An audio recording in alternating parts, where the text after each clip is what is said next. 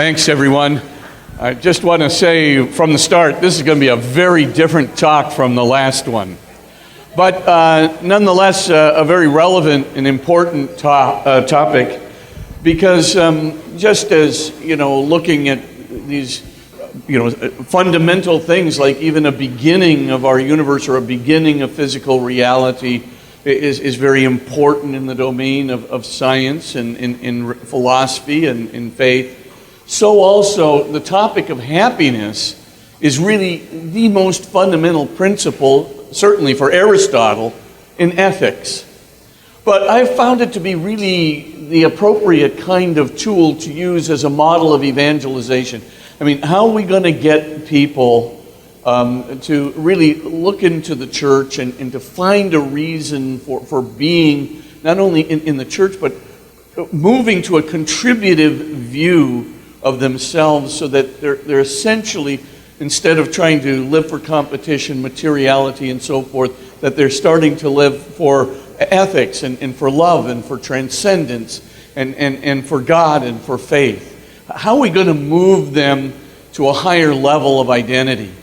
This goes back all the way to my time at Georgetown. And when I was there at Georgetown, we had sent out an ethics survey, and one of the questions was, how did you like the course? And people would say, oh, it was a great course. Did you learn something? Oh, we learned how to do all these cases and, even the ambiguous ones and so forth and so on.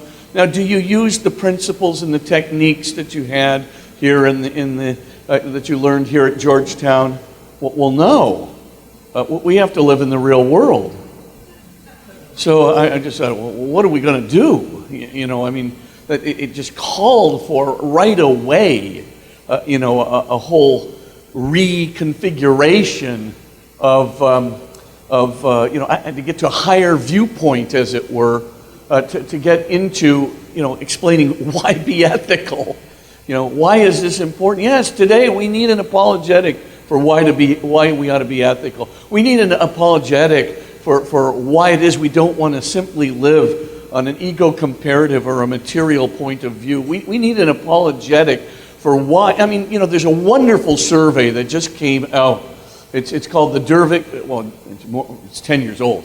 It's called the Dervick study.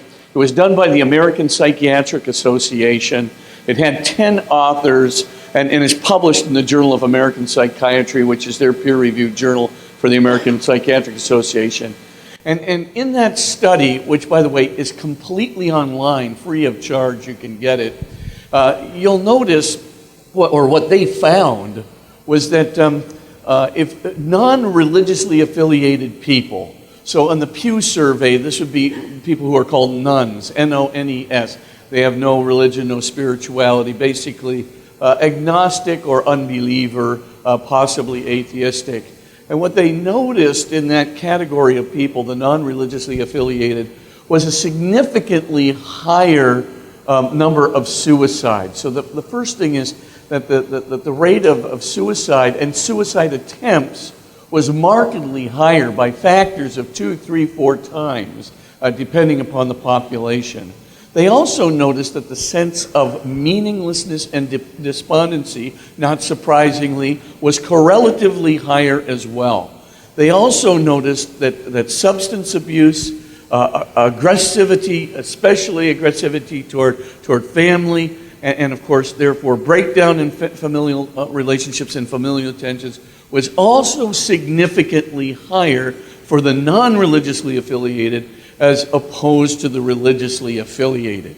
There is a reason for this. And although it's not explained in the study, the American Psychiatric Association just simply says, we have all this data, there it is, what can we do? But there is an explanation. It goes all the way, literally, it's in the literature of Catholicism, in the literature of existentialism, even in the literature of atheistic existentialism, like Jean-Paul Sartre and Albert Camus and so forth. You can still see, reasons. And I'm going to call it cosmic loneliness, alienation, emptiness, and guilt. More on that in a moment. Yeah, as you can see, this is could get into some dark subjects here, but for all intents and purposes, a life without transcendence is going to have a much higher incidence of what I will describe as cosmic emptiness, alienation, loneliness, and guilt in just a moment. But let's start from the very beginning. Why choose happiness? Why choose happiness as a model for evangelization? Why choose happiness as a self-motivational model for ethics? Why so? Aristotle put it this way: happiness is the one thing you can choose for itself. Everything else is chosen for the sake of happiness. Let me repeat that. Happiness is the one thing you can choose for itself. Everything else is chosen for the sake of happiness. So this one little word, that we all, every single one of us, Aristotle would say, we got it, kind of clicking around in our minds back there, right? This one word is determining whether we think we're successful in life or not successful in life. Whether we're going somewhere, whether we're not going somewhere. Whether we feel ourselves to have some worth or value, whether we don't have worth or value, right? Who are we going to marry? Or who will be our friend? Who will we associate with? What groups will be important to us? What kinds of careers will we build? Every single one of those questions, says Aristotle, every one of them is dependent upon our personal and probably unconscious definition of one term: happiness. All of us want to be happy. The term is so important. There's so many self-help books written on this. But the self-help books, I'm telling you, as we'll see in a moment, they're basically oriented toward level 1 and level 2. They're missing out in the whole area of contributive happiness, as we'll see in a moment. They're missing out in the whole area of transcendent happiness. So for all intents and purposes, we got a problem right from the very beginning, that the very books that are talking about the most important subject with the most important word, the one that's going to have more determinative effect of everything that we believe in and do, that one word is being defined so superficially that people in our culture are totally missing out. We have an incredible tradition in the Catholic tradition that defines this. It goes all the way back. Well, of course, it goes back to Jesus Christ, but it also goes very much back to Augustine's Confessions. Because in Augustine's Confessions, as he's going through the 4 levels of happiness that I'll be describing in a moment, Augustine uses different Latin words. And that makes it so much easier. There's 4 Greek words for happiness. There's 4 Latin words for happiness. But in English, we've got one. Happiness, happiness, happiness, and happiness. And this is not good, because we're not making distinctions between laetus and felix and beatus and sublimitas, right? We're not making distinctions, and these things are very distinct, lead to whole different viewpoints, whole different ways of life. We're pursuing wholly different objectives. So each of these things is incredibly important. I can't stress enough that the time to begin to talk about these 4 levels of happiness is really with your 3rd graders, your 4th graders, your 5th graders. Don't wait until high school. 70%, as we'll see in a moment, 70% of our culture will move to dominant level 2 happiness before they're out of high school. That's basically the statistic we get, and we're going to talk about what's the problem with that. Now, in my briefcase, I had some diagrams, which I'll just pass around on these 4 levels, and I'm just going to go through them right now. It's in a very thin... Oh, you did? Okay. They're already being passed around. So you can see, that there are 4 levels of happiness, and I abstracted this from a group of different philosophers, psychologists, anthropologists, and theologians. So I basically surveyed all the big areas that talk about this crucial word, happiness, and I've come up with most thinkers will have at least 3 out of 4 of these levels of happiness What I'm going to go through right now is just going to go very quickly through those 4 levels, and then we're going to get to this transition between level 2 and level 3. This is the heart of evangelization, everyone. If you can bring someone from level 1, level 2, up to level 3, level 4, because they really want to get there, because they are already miserable if they're not there, and they know and recognize the misery you're describing, and you give them a ticket out of self-created hell, they are very likely to follow your advice and start pursuing contributive, kinds of happiness, contributive identity, transcendent kinds of happiness, and transcendent identity. Let's get right to it, since we've been talking about these 4 levels. By the way, as you're moving up the 4 levels of happiness, notice, you're always starting on the most basic level, level 1. That's the kind of happiness that comes from essentially sensory stimulation. Notice, it's intense, it's surface apparent, you don't have to study, you don't have to be disciplined, right? It's going to be immediate gratification, no delay in gratification, and of course, it's going to be very intense, it's going to hold your attention for a short while. So you get intensity, surface apparentness, and immediate gratification. Bob Spitzer sees the bowl of linguine, lunges toward the bowl of linguine, wolfs it down, and goes, yum. And he is happy. He's happy for a short while. But notice, at the 4th level of happiness that we'll be getting to, it's not very surface apparent. Initially, it's not intense, but it can become very intense. And in the end, of course, immediate gratification, forget it. There's tons of delayed gratification as you move up the scale. So what do you get if you give up intensity, immediate gratification, and surface apparentness? You get pervasiveness, endurance, and depth. Pervasiveness, that means it's going way beyond myself. So somehow this form of happiness will enable me to not only connect with, but contribute in some significant way to something beyond myself, right? To a whole idea of good beyond myself. Just hold on to that for a moment. The second thing you'll get is endurance. The higher you go up the levels of happiness, the longer it lasts. And in the 4th level of happiness, there's the potential for eternity. So obviously, the bowl of linguine, not so much on the end, but you get to God and faith very much. Depth. What I mean by depth is what St. Augustine meant by depth, right? That's the idea of quality, the quality of your actions. Are you using your taste buds? We'll call that low quality, right? Doesn't require much.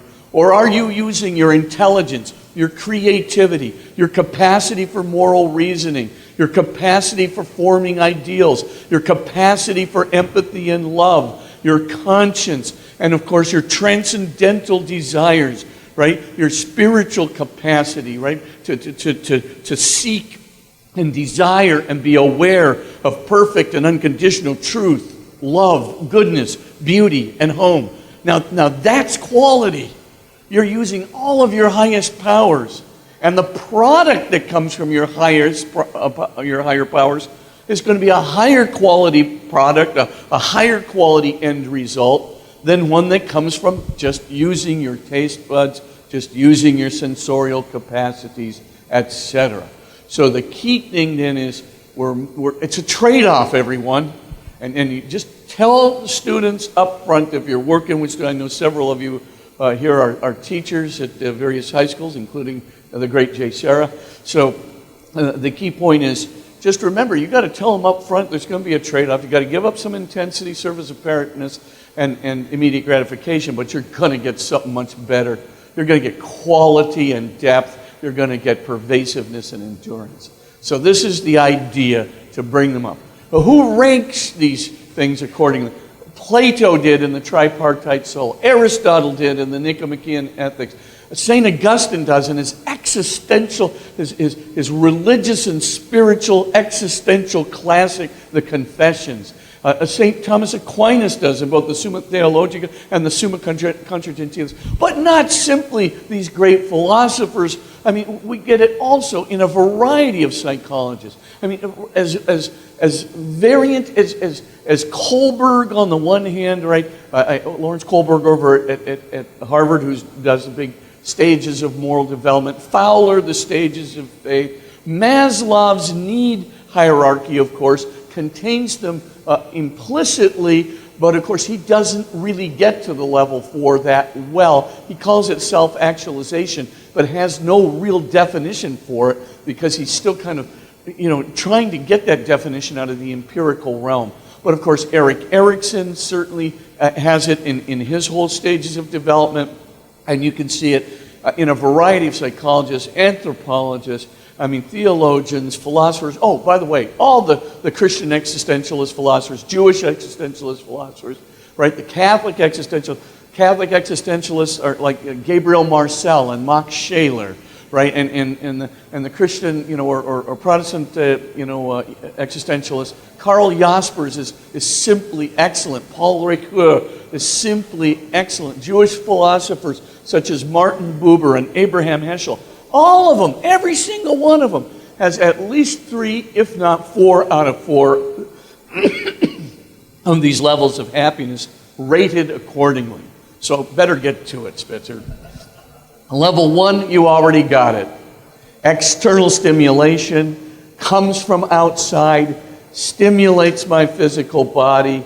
You can get it from a great bowl of linguine. You can get it with a Mercedes 500 E-Class with leather upholstery, feeling the great German engineering as you're going around those curves, right? So you can get it, kinesthetically, taste buds, right? Material things, living in quote-unquote creature comforts, and so forth and so on. That's your basic level 1, material, external pleasure. That's the kind of happiness. Level 2. Level 2 is where our culture is pretty much. It's where St. Augustine spent most of his time, from basically books 3 all the way through book 8 of the Confessions. So he spends a lot of time being level 2. Why? Because he's really good at it. What is level 2 happiness? It's called ego-comparative happiness. It comes from, as you might suspect from the name, from an ego boost. I feel great about whom? Me. How do I feel great about me? Because comparatively, I'm better than you. Or I'm better off today than I was yesterday. And so, of course, is our culture obsessed with level 2 happiness, I ask you?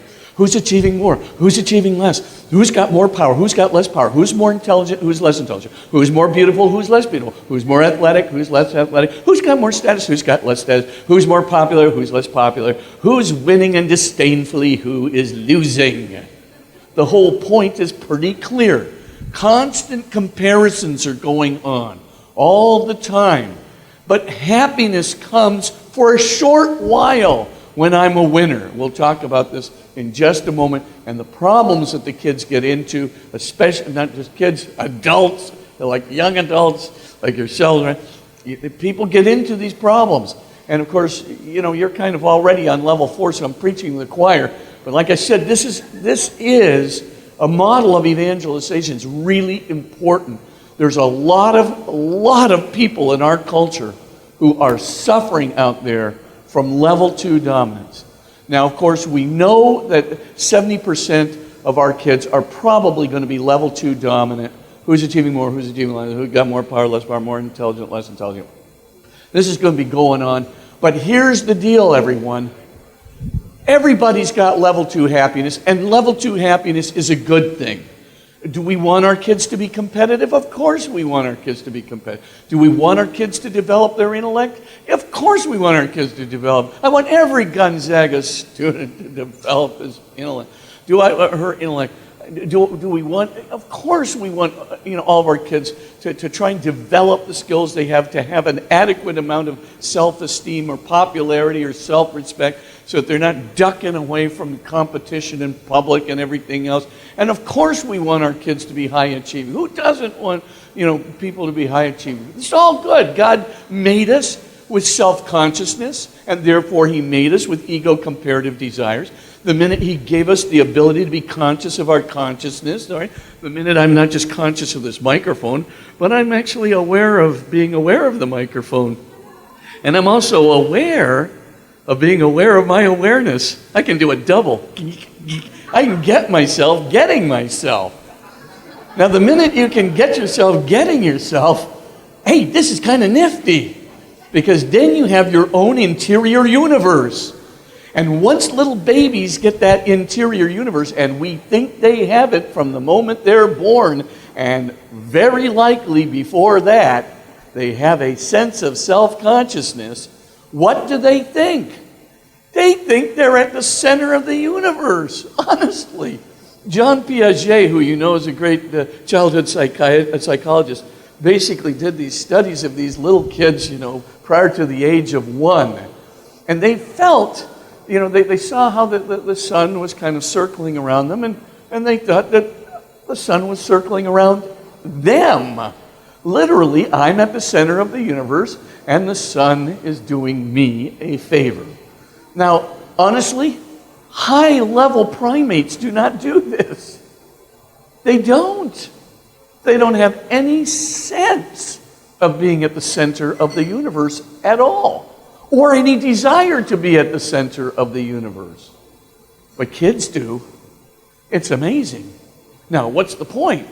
Well, the minute you have your own interior universe, you're going to juxtapose the outer universe with the inner universe. And what would you like to do as a good egotistical ego, meaning I in Latin, as a good egotistical self-consciousness individual with your own inner universe? What would you like to do? I'll tell you.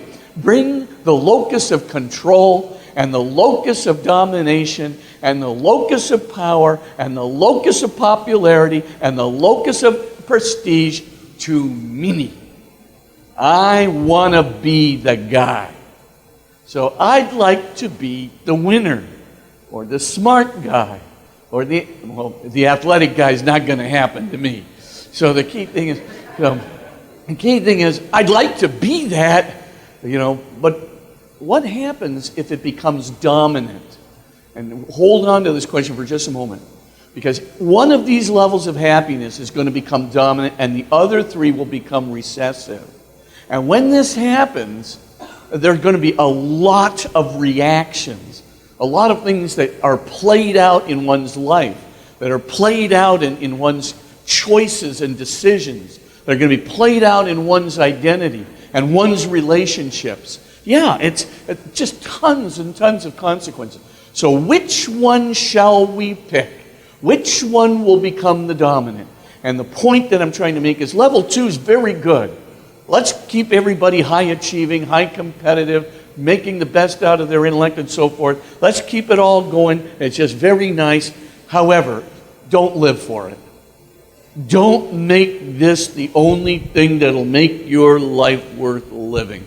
Because as we'll see in a moment, this is going to lead to jealousy, fear of failure, fear of loss of esteem, inferiority, superiority, ego sensitivity, ego aggressiveness, ego rage, ego blame, loneliness, self-pity, and all of the stuff in between. You can flip-flop between those 12 utterly destructive emotions in a heartbeat and then add profound emptiness to it just to top her off. For all intents and purposes, you make level 2 a dominant, you've created a recipe for a really, really difficult life. There's got to be something more, and there is something more, of course, as you know. There's level 3. Oh, by the way, in Latin, level 2 is Felix, and level 1 is Litus, so it keeps it separate. There's level 3, there's contributive happiness. So notice we're getting more pervasive, enduring, and deep. But notice that level 3 is kind of the opposite of level 2. Notice that in level 2, I want to shift the locus of control to me. And that comes from my self-consciousness, my inner universe. I want to dominate. I want to be the best. I want to be the ego center. However, level 3 makes use of 2 other powers. Empathy, which gives rise to love, as we'll see in a moment, and conscience. And when you combine empathy and conscience with self-consciousness, you have the opposite direction going on. I want to make an optimal positive difference to the world around me. I want to make an optimal positive difference to the people around me. Before I leave this world, I want to make sure that I would have at least done something to have made some difference in some people's lives. We don't want to get to 80 years old, right? And go, now what was the difference between the value of my life and that of a rock? And have to say, well, nothing. The rock probably did more for humanity than I did. You would be in incipient despair, right? And it's kind of funny. Do you remember this book? It's a really easy book. It's a great book, interesting book by Viktor Frankl called Man's Search for Meaning. If you haven't read it, you can knock it off tonight. It's a very, very good book about his experiences in a concentration camp. And he notices in the concentration camp, he notices that there's 2 kinds of people. The first kind of person is kind of on level 2. And in the concentration camp, there are no level 2 satisfactions, none. And the second kind of person in the concentration camp is level 3. They're more contributive, right? So ego-comparative happiness, you're not going to get any of that in the concentration camp. So what happens? These people actually start thinking and living for the Allies to liberate them by whenever, by Christmas. And when the Allies don't liberate them by Christmas, many of them physically died. They just gave up. And what Viktor Frankl took away from this as a psychiatrist is that's how important meaning is. And meaning is derived from our dominant view of happiness. What we choose as the dominant view of happiness becomes our meaning and purpose in life. And if it becomes our meaning and purpose in life, it's going to become our identity. If we live it long enough, it'll become who we are. It will etch itself into our souls. It will literally define, as habits and virtues can define, it will define who we are, our identity. Now, if that's the case, then Frankl is correct. What we need is what he calls logotherapy. We need meaning therapy. We have to get people out of trying to suck everything in toward the self, but instead, how to get people to go out and make an optimal positive difference beyond ourselves. And once somebody makes that a dominant view of happiness, right?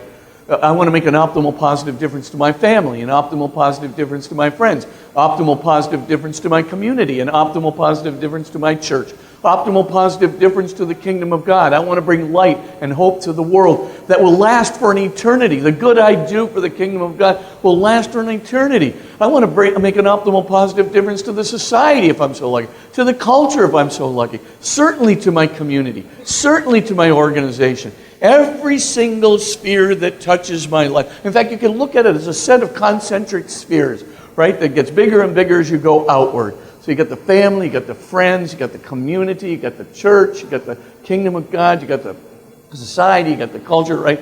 Just kind of view this as all these spheres that we touch upon.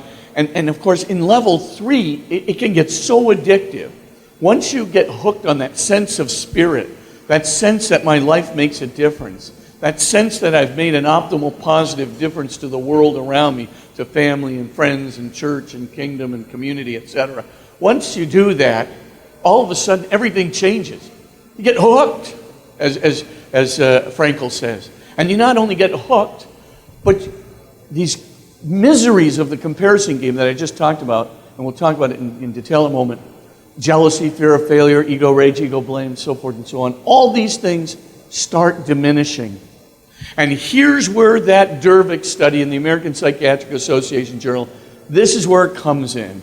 Because the minute we start getting out of level 2, and the emptiness that comes from that, the cosmic loneliness, meaninglessness, alienation that's coming from that, the moment this happens, what we see is people's whole psychic viewpoint changes. They're not just happier in the sense of getting more level 2 happiness. The pain of cosmic emptiness, meaninglessness, alienation, loneliness, and guilt begins to subside. There's something more to life. There's something more that I can live for. But hold on to that. For all intents and purposes, we can do people a whole lot of good, huge amount of good, by just orienting them toward what Christians would call love, agape. And agape is a real simple definition, right? Love occurs when I look for the good news in another human being. And upon seeing the good news in another human being, I have a natural empathetic reaction, right? Empathy, it's like, in physics, it's like a sympathetic vibration, right? Something happens, right, where I'm getting connected with another human being. And that connection is vital, and that connection is real, right? And so the idea is we form a unity with that other human being, whereby doing the good for them is just as easy, if not easier, than doing the good for myself. So we see a series of stages. If we keep looking for the good news in someone, we're going to have greater empathy for them. They become somewhat irresistible. They do. You look for the good news, you're going to attach yourself to a person more and more. When you do that in empathy, you start caring about them. Then you start caring for them. Once you're caring about them and caring for them, doing the good for them is just as easy, if not easier, than doing the good for myself. The whole idea of autonomy, the inward pull of level 2 ego fulfillment, suddenly diminishes because of the beauty and the goodness and the love of the unique lovability and goodness of the other. That is extremely powerful for both the people around us and for ourselves. In other words, the transition from level 2 doesn't just affect us. It affects everyone around us. I always tell people, if you're on level 3, do not marry a dominant level 2 person, because they won't get you. They will think your motives are either suspicious or they think your motives are completely unintelligible. You're a big dunderhead. But you're not a dunderhead. They're the dunderhead, but they don't get you, right? More errors of omission than commission. More errors of omission than commission. And the same is going to apply. Of course, you already figured out what level 4. So let's review. Level 1, right? Material, external pleasure. Level 2, ego, comparative achievement. Level 3, contributive or love. The external manifestation of unifying in a moment of empathy with another human being, breaking down the enmity between me and the other, giving rise to this new connection, this creation of something new, a relationship, an empathetic relationship in unity, whereby doing the good for the other is just as easy, if not easier, than doing the good for the self. We're not going to get into the dimensions of conscience tonight, but you can tell that conscience plays right into level 3 as well. Let's get to level 4. You know what it is. It's faith. It's transcendence.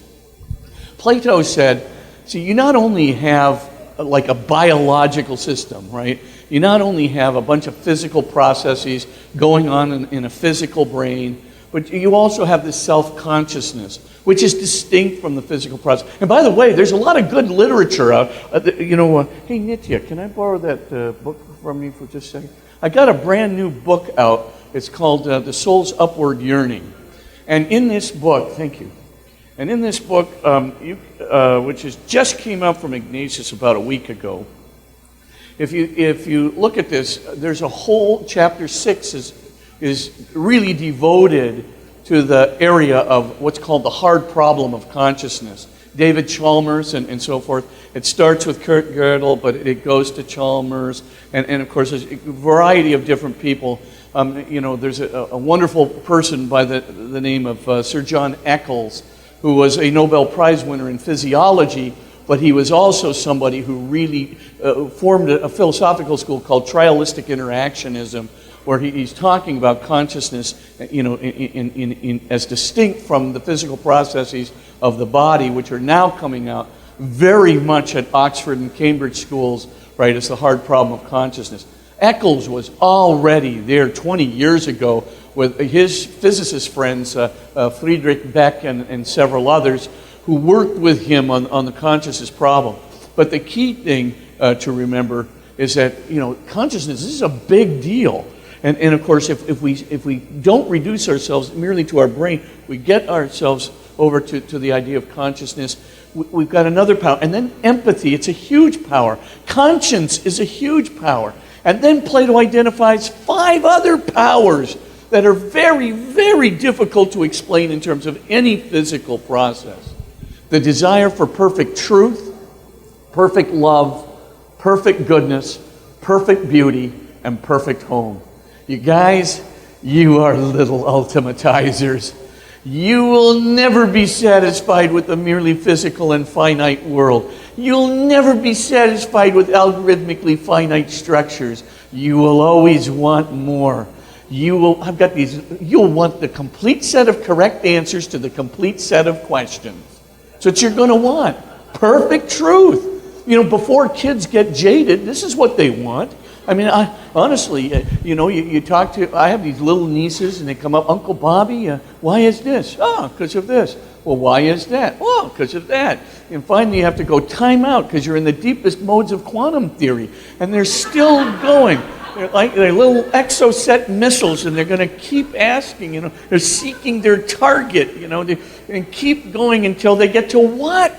Perfect intelligibility, perfect truth. Every single correct answer to every single question. We do want it, and we know when we're not there yet. And what do we do the moment we recognize that our acquisition of knowledge and truth is imperfect?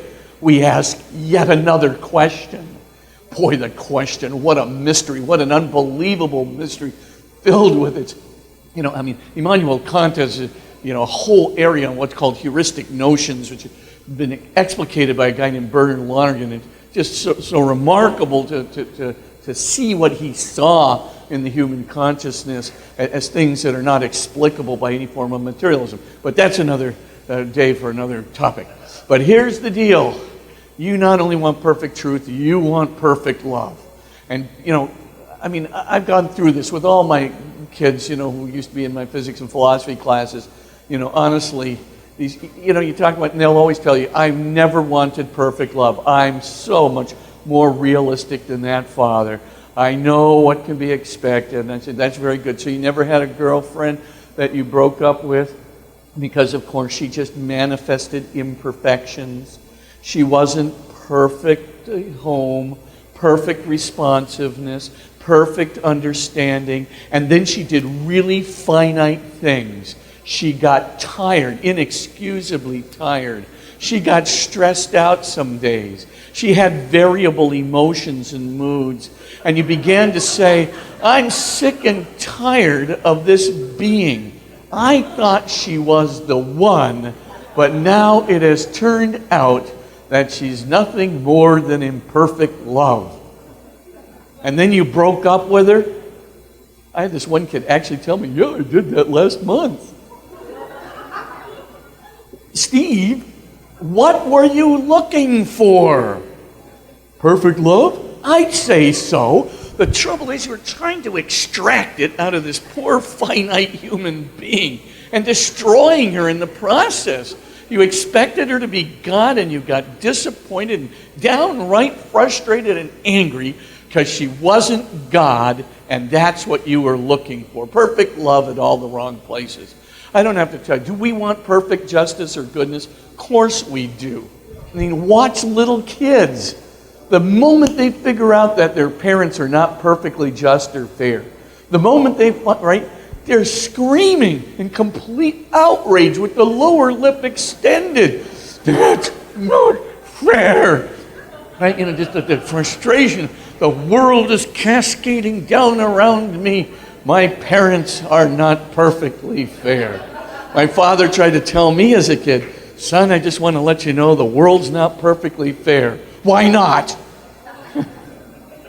But we do look for it, of course. And perfect beauty, I don't have to tell you. You get into those modes where you're on a hike and you see the most beautiful mountainscape or seascape or whatever it is in the world, right? And when my eyes are better, I could just detect every minutia in this beauty of nature and the beauty of music. And what do? You turn the music up to make it a little more beautiful. You just got to get around that corner because you never know. That might be a more beautiful scape than you saw in the previous corner. Right? And it's got to be more and more and more perfect. No blemishes, anybody. Get rid of those blemishes, right? Perfect beauty, right? That's we want it. Of course we put. And perfect home. We'll talk about that in alienation in a moment. So you get the point. Your ultimate touch. But it's not just that you're looking for perfect truth, love, goodness, beauty, and home. You want perfect truth, love, goodness, beauty, and home, as St. Augustine recognized, in an interpersonal being. You do not want an abstraction of love. You want interpersonal love, what is love if it's not interpersonal? What is goodness and fairness if it's not interpersonal? What we're seeking, of course, at the end of the day, is a relationship with a perfect being, perfect in truth, perfect in being, perfect in love, perfect in justice and goodness, perfect in beauty, and perfect in home. As St. Augustine said, Plato was right, and he recognized that all of these things were God, the God revealed by Jesus. Now, of course, Augustine made one big mistake, right? He gets up to level 4, and he discovers it in philosophy. He discovers the Manichees, who are very philosophical, smart guys, always talking about perfect truth, love, goodness, beauty, and home. But the Manichees disdained the body because, like Plato, they felt that the body was holding down the mentation capacity, the loving capacity, the good. The body was constantly doing terrible things. So of course they wanted to be free from the body and so forth. They didn't have a very good view of it. But the point for Augustine is, once he's onto this, he wants to bring himself to perfect truth, love, goodness, beauty, and home all by himself. He's going to dive across the infinite chasm, and he's going to land safely on the other side. Or can he, as he dives into the abyss, as he claims, and finds himself in the very pursuit of everything that would make life meaningful, and scared to death that he will never find it, that he can't bring himself there, that he can't get across the infinite chasm, and that he's going to be all alone, and his life will be meaningless because he cannot have what will satisfy him perfectly. His life is going to be empty because he can't get satisfied by what will satisfy him perfectly, and so forth. And of course, he's just on the brink of despair, and as God would have it providentially, he meets St. Ambrose, who sort of says, Augustine, I've got news for you. You're not going to do this yourself. You know what you need? Augustine goes, no. You need Emmanuel. You need God with us. You need the God who comes. That's what you need. And poor Augustine, oh no, my mother was right all along, he literally gets the insight, and then he admits it, that, okay, his mother was right, he was wrong, took a long divergent path, but he blurts out that prayer, right? Late, late have I loved thee, O beauty ever ancient, ever new, late have I loved thee. But what does he do? He comes back to book 1 of the Confessions. And in book 1 of the Confessions, he gives a whole hermeneutical key right up front. He's praying to God in the Confessions, right? And he says to God, for thou hast made us for thyself, and our hearts are restless until they rest in thee. Our hearts are unhappy, restless, looking for something more, unfulfilled, yearning without hope until they rest in thee. So the key element then is, we've got these transcendental desires in us. We're like ultimatizers. I mean, because I think, we're searching for perfect intelligibility, that's what allows mathematicians to actually, develop algorithms, or new rules, that are completely unrelated to the first set of algorithms that solve all the unanswered problems that the first set of algorithms give rise to. How do you make a whole set of algorithms without making recourse to the other? We couldn't be rule-bound consciousness just in itself. There's got to be something about us that's more, seeking more, knowing more. And the great physicist Sir Arthur Eddington, he just put it this way at the end. He says, there's something about the human spirit that cannot be, quantified. There's something about the human spirit in the things of art, in the things of prayer and mysticism, in the things of ethics and morality, in all of the things that matter. There's something about the human spirit that goes into the beyond, that seeks and seems to know what it's seeking in the beyond, knows what it is searching for in its perfection. Science, he says, can scarcely challenge this warrant, because it too must have that sense of beyondness into which, the spirit goes, but is not defined by the previous set of algorithms. In the end, he says, the light beckons ahead, namely God, and the spirit surging within our nature responds. And I think there's some truth to what Eddington said. I live according to it. So there's more than I think. I know there's truth in what Eddington says. It's what makes us happy. Another level of happiness. Now, let me just try and get to, the point at hand. I got to come back. Remember, pervasive, enduring, and deep on the top, level 4. Level 1, intensely gratifying, immediately gratifying, and surface apparent. Okay. What's the problem in the culture? It is level 2.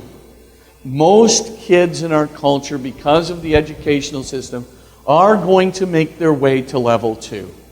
And many of them are going to define their dominant view of happiness in terms of who's achieving more, who's achieving less, who's more intelligent, less intelligent, who's got more athleticism, less athleticism, more beauty, less beauty, more status, less status, more power, less power, more control, less control, more winning, more losing. The questions are out there. It's dominating their consciousness. Obviously, if you're on the losing end, you're going to be filled with jealousy, a sense of being continuously judged. Right? And by the way, nothing good comes from jealousy and envy, right? You don't have to read Shakespeare, right, Othello, to figure this out, right? It's a purely destructive emotion, right? And inferiority is a purely self-destructive emotion. The sense of being judged as an inferior is a self-destructive emotion. Nothing good is going to come out of this thing. And if you have a dominant level 2 view of happiness, this is all that matters, is being a winner. That's it. This is the only thing that's going to make me happy. The only thing that's going to make me successful. Only thing that's going to make my life worth living. This is what my view of happiness is. And I'm going to have problems if I lose. Don't lose, right? You're going to be intensely lonely. Oh, by the way, don't win either. Because, of course, you can't win the comparison game, right? You can try to win the comparison game. And by the way, when you are winning, you are going to get an ego jolt. It'll be just great. But the only problem with calling level 2 dominant is it never stops. You have to keep going higher and keep going higher. It's not enough to be a member of the Mensa Society. You got to be the top of the Mensa Society. It's not enough to be a great surgeon. You got to be the best surgeon. It's not right. And if you're not, you're sad. You've been kind of beaten at the most important thing in life. It doesn't really matter what the profession is. Whatever you do, if you're a real smart winner, whatever you do is don't plateau.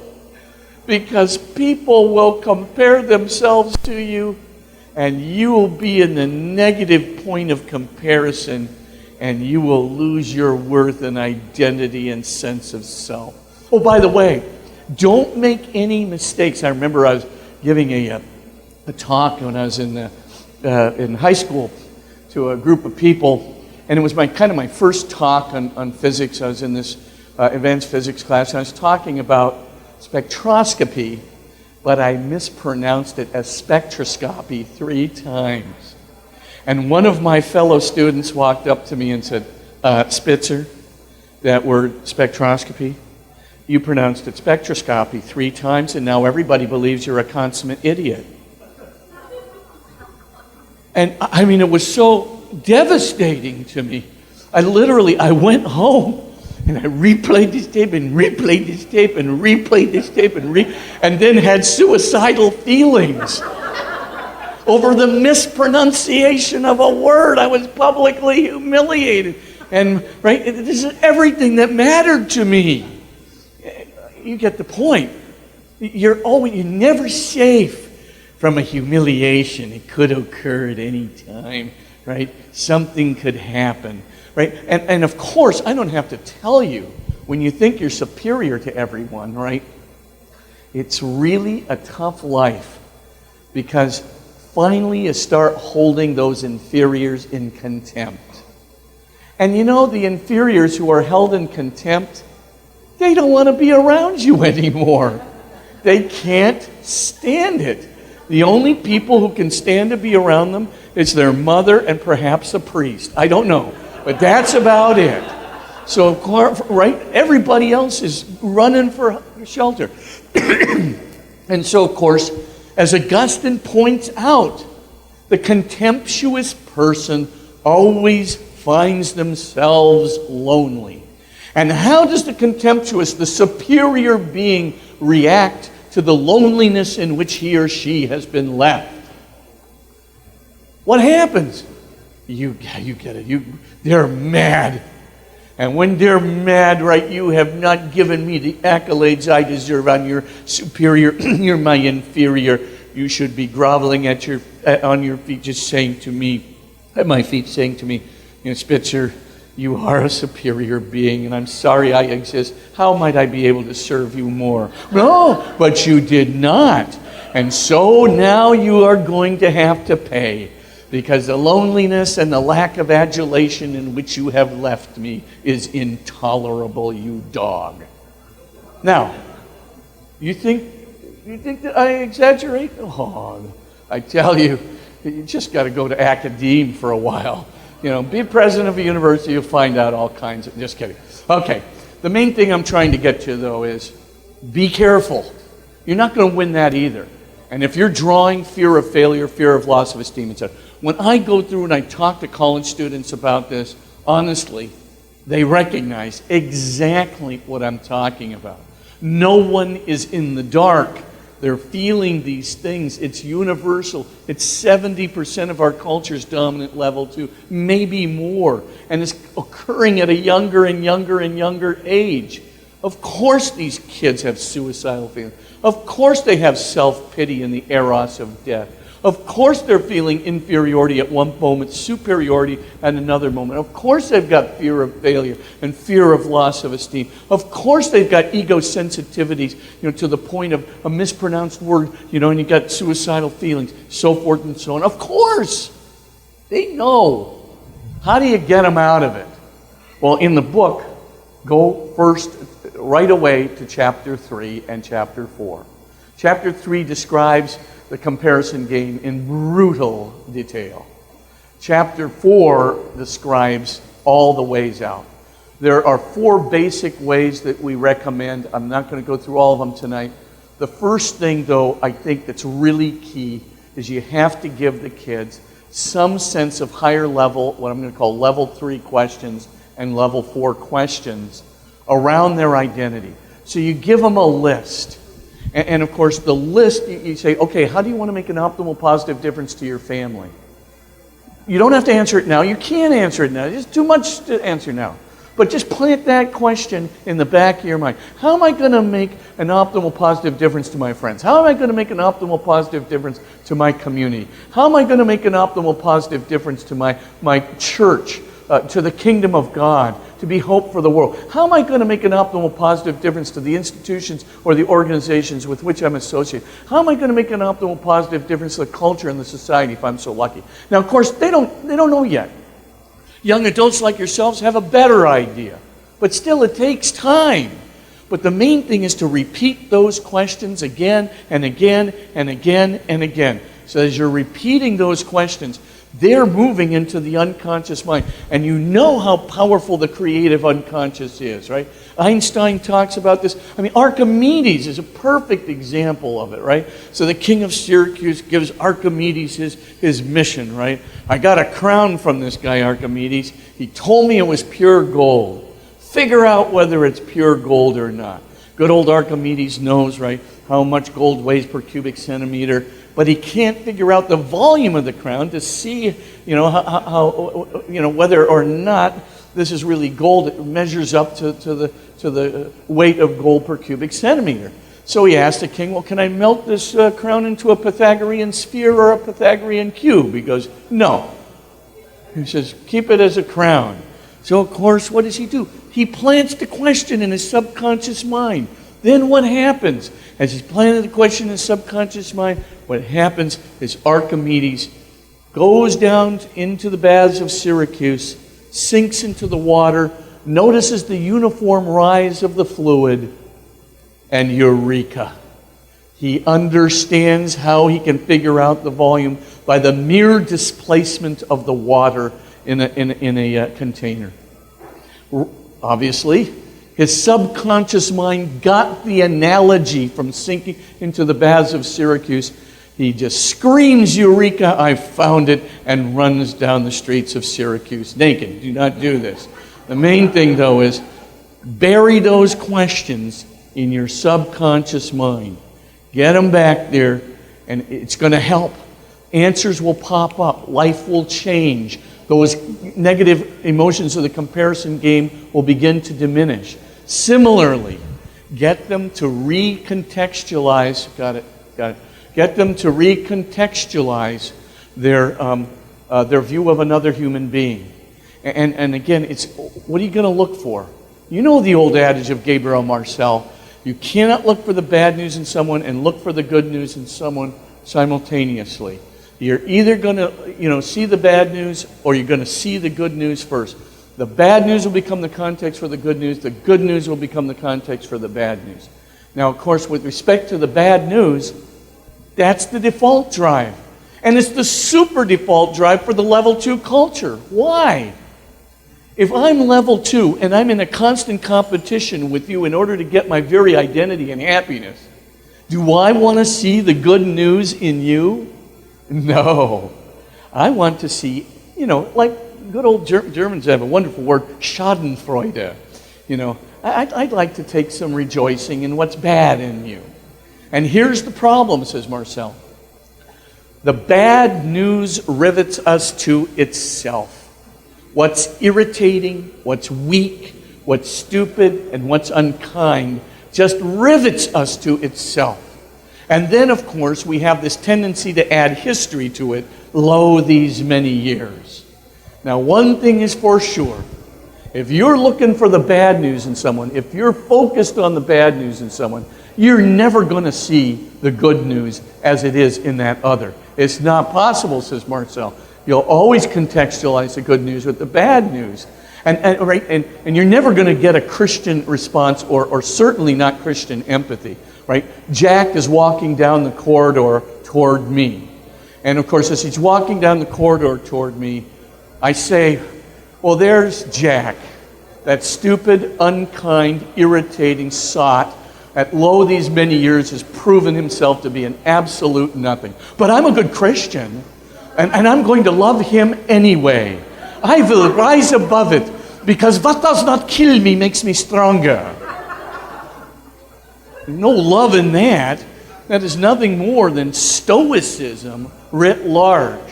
So what we're left with, says Marcel, is we have to insist and teach these kids how to, and everybody, adults too, how do you look for the little instances of good news, right? The kindness, the gratuitous kindness of others.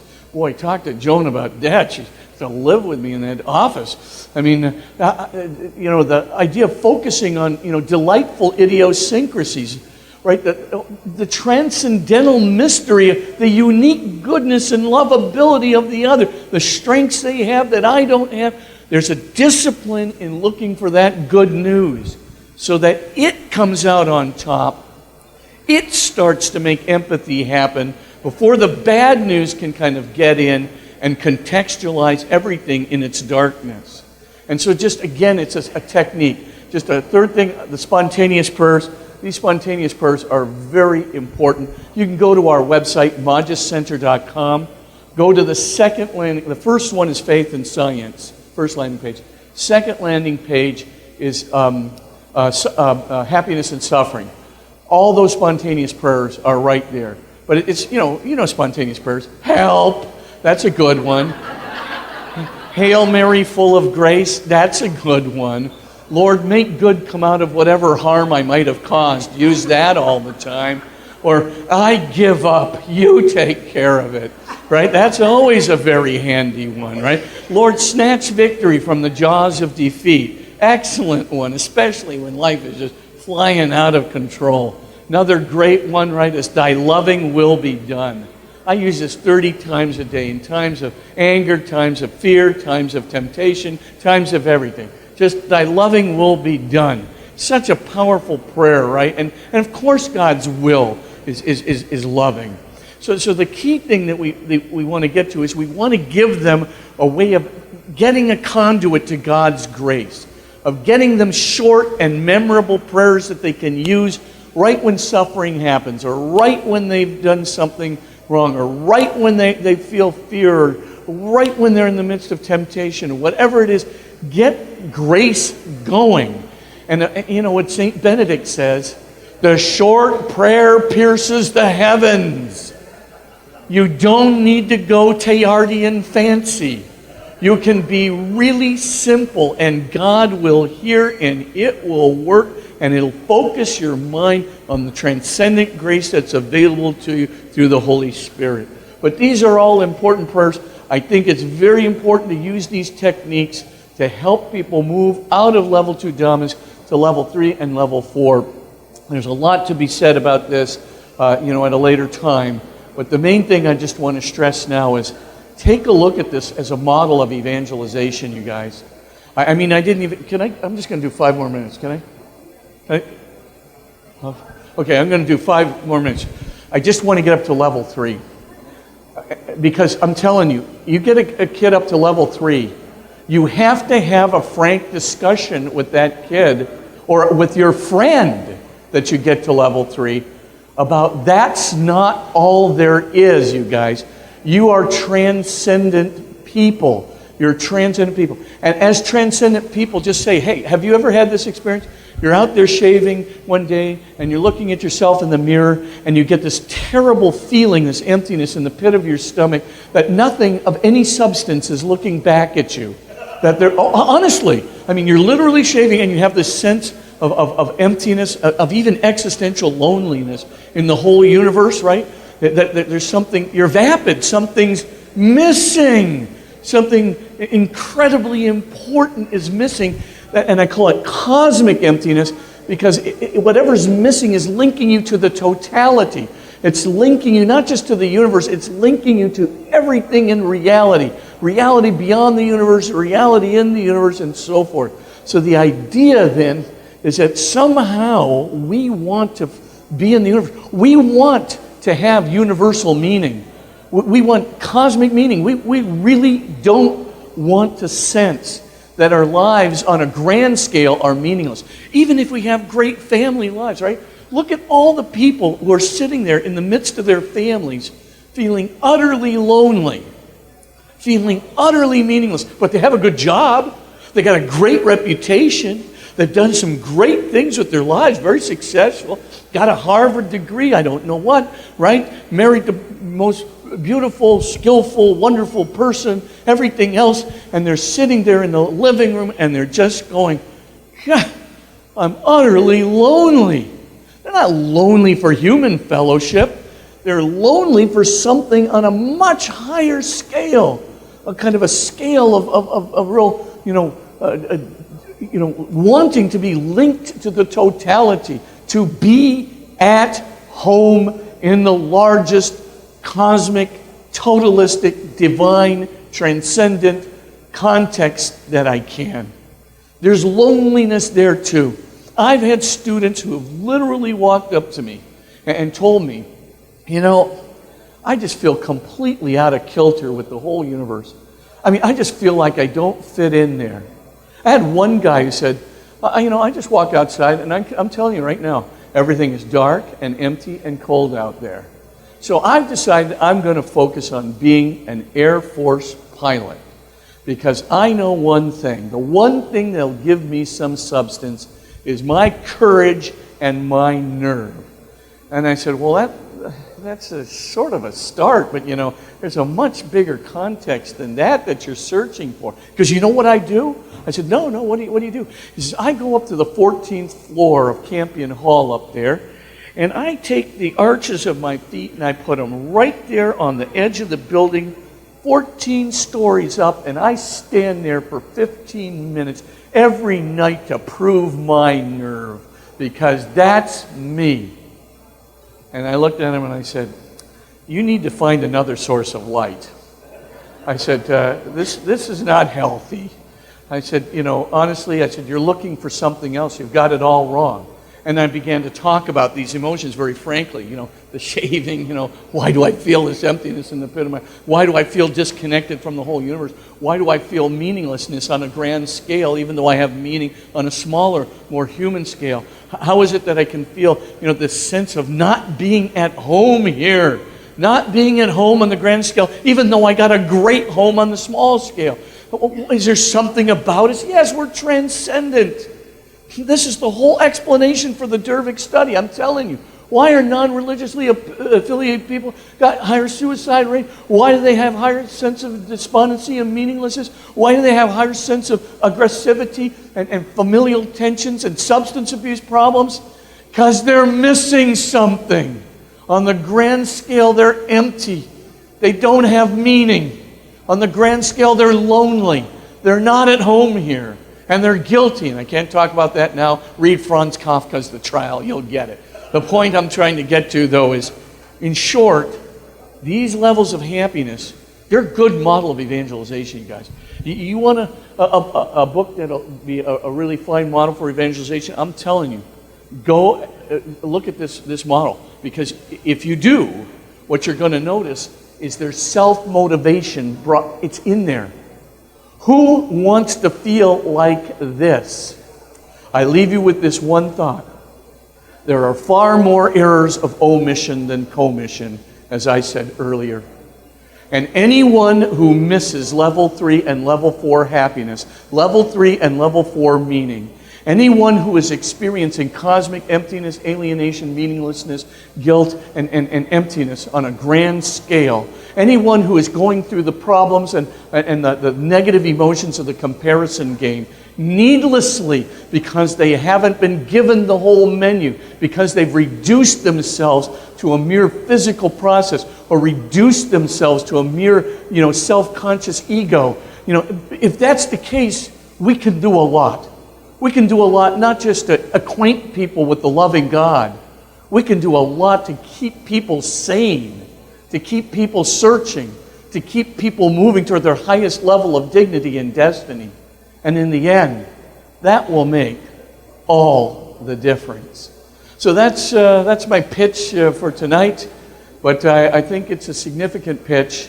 And I think it's a way not only we can help ourselves, but help a lot of people who are our friends, our students, etc. Thanks very much.